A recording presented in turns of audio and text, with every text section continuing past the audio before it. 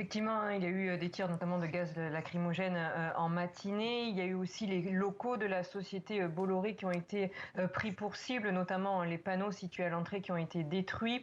Quelques manifestants ont pu pénétrer dans des bureaux. Il y a eu également une tentative d'intrusion au lycée français où les manifestants ont essayé de briser les vitres et de forcer les portes. Et enfin, hier, l'Institut français de Ouagadougou a été vandalisé. Les bureaux, la bibliothèque enfants ont été saccagés, des documents brûlés, des ordinateurs volés.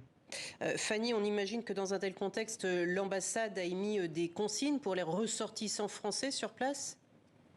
Effectivement, elle a adressé un message à tous les ressortissants français pour leur dire de rester impérativement chez eux et de ne pas sortir parce qu'actuellement, dans la rue, plusieurs centaines de personnes se sont rassemblées. Ils sont en ce moment même devant la télévision nationale où le capitaine Ibrahim Traoré a pénétré et il y a moins de 5 minutes, une déclaration a été lue à la télévision nationale. Elle vient d'être lue.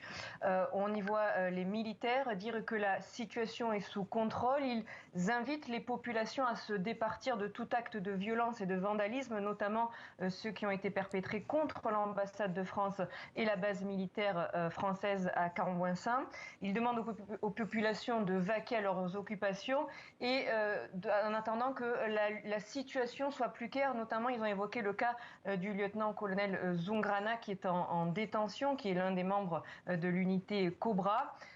Quant à la situation du lieutenant-colonel Paul-Henri Sandaogo Damiba, est-ce qu'il a démissionné ou pas?